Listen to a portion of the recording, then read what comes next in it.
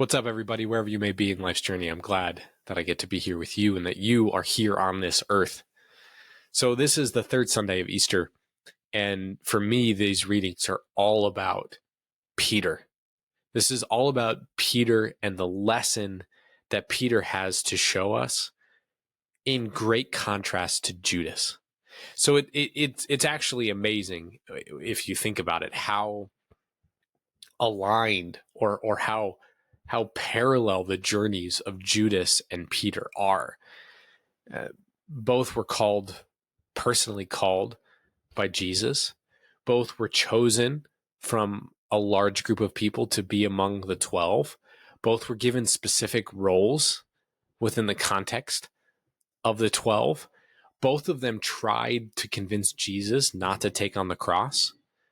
Peter actually did it twice. He did it at the Transfiguration. He did it the first time that Jesus said that he was going to have to die. The one where Jesus responded to Peter and said, like, get behind me, Satan. And Judas's turn is when Jesus was being anointed with the oil, and Judas was like, why don't you, that should have been used for the poor. Like, why didn't we use that for the poor? That's an irresponsible use of the money. Essentially being like, don't die. Let's make this an earthly kingdom. Let's not make this about heaven. Let's make this about earth. Both men betray Jesus. Like, they're both with him at the Last Supper, and they both betray him. Jesus offers both of them an immediate invitation after betrayal to being in relationship, to restoring the relationship. Fulton Sheen talks about how for Peter, the glance from Jesus was a glance of love, was a glance of repentance, was encouraging repentance and to return to Jesus. And the same thing for Judas, when he turned and looked at Judas, says, this is how you betray the Son of Man, with a kiss, that was actually an invitation to return to relationship.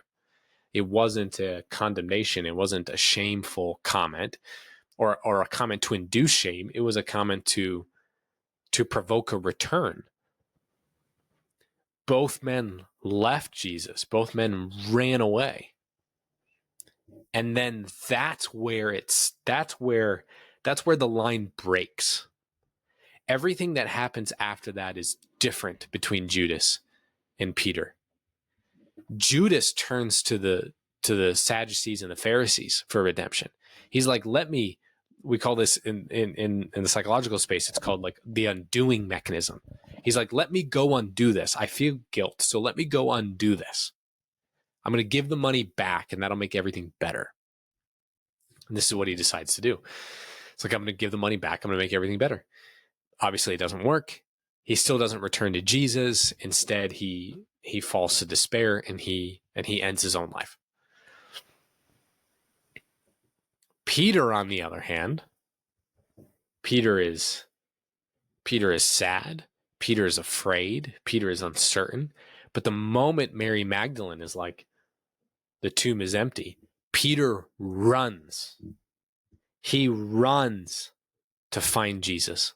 He runs to find him. He goes to Jesus, not the Pharisees, the Sadducees, not his fellow apostles, not, he doesn't go to the temple. Like, no. He runs to Jesus. He runs to redemption.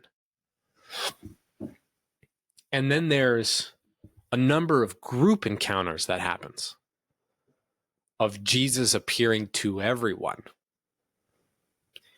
And then we get to this Sunday's gospel, where Peter suggests that everybody go fishing, and they go fishing.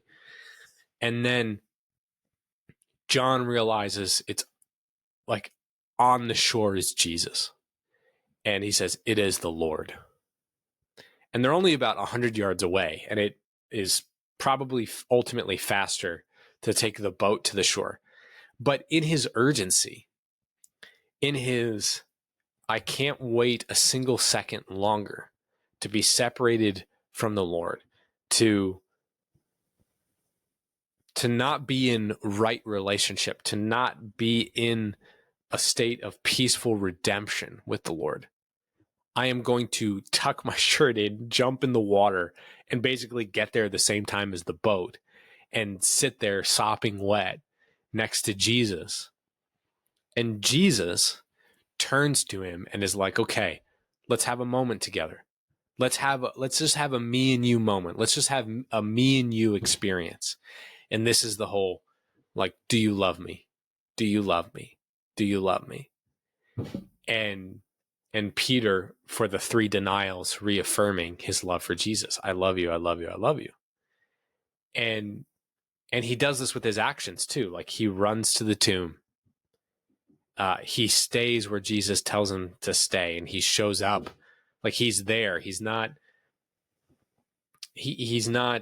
Thomas away when Jesus returns. Like, he's showing up. He's still there. And then he runs or he swims to Jesus when he gets the chance at the shore. It's like Peter is doing everything he can to be as physically close to the Lord as humanly possible.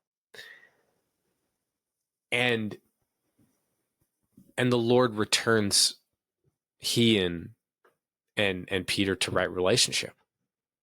He restores the relationship, he heals the relationship, and he sets it on a new, better path, and turns a really ugly moment into Peter's life into a deeply intimate, unifying experience between the two of them. It is proof that when Jesus says, I love you, and there's nothing you can do about it, that he means it. Because for Peter, he did the exact worst thing he could have ever conceived of doing relative to Jesus. The exact worst thing he ever could have done. And Jesus still loved him through it, still offered him redemption. It's like, from that point on, it's like, I am loved. And Peter, for the rest of his life, operates out of the secure base of, like, I'm loved by God. He will fight for me. He will fight for our redemption. He'll fight for our relationship. I just can't quit. I just got to keep going and keep moving forward and keep pushing forward. And this is an